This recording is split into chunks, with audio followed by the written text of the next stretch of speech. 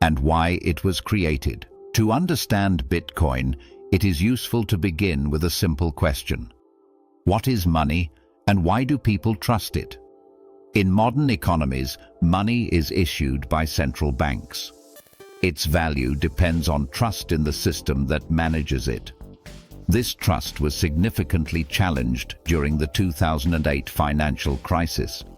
Major financial institutions faced collapse, including Lehman Brothers. Governments responded by injecting liquidity into the system. Banks were stabilized, but this raised concerns about how money is created. For many people, this created an important question. If money can be expanded so easily, what determines its value? In 2009, a new concept was introduced by Satoshi Nakamoto. This concept was Bitcoin. Bitcoin is a decentralized digital asset. It operates without a central authority, such as a government or a bank. Instead, it relies on a distributed network of computers.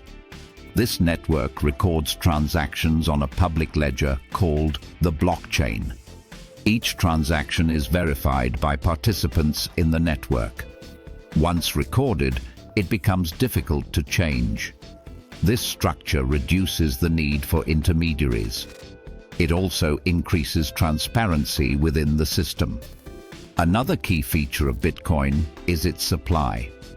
The total number of Bitcoins is limited to 21 million. This limit is built into the system.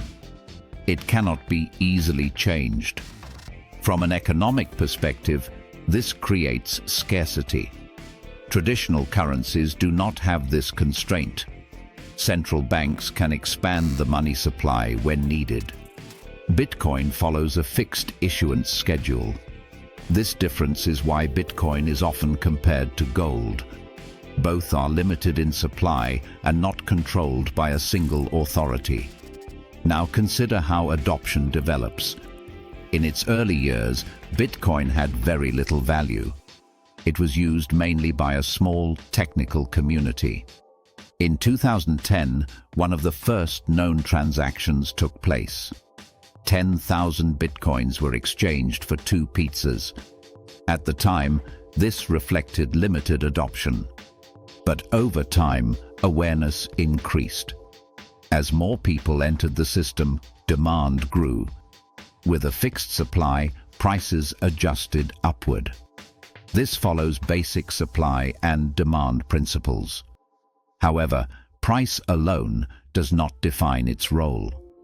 Bitcoin can be viewed in different ways. Some consider it a medium of exchange. Others see it as a store of value, and some treat it as a speculative asset. Each perspective leads to different expectations. This is why opinions about Bitcoin vary widely. It is also important to consider risk. Bitcoin is highly volatile. Prices can change significantly over short periods. It operates in a developing regulatory environment. This adds another layer of uncertainty. From a financial perspective, this requires caution. In summary, Bitcoin is not just a new form of currency. It represents an alternative system based on decentralization, limited supply, and network verification. Its future role is still evolving, but its origin is clear. It was created during a period of financial instability, and it reflects a broader shift in how people think about money and trust.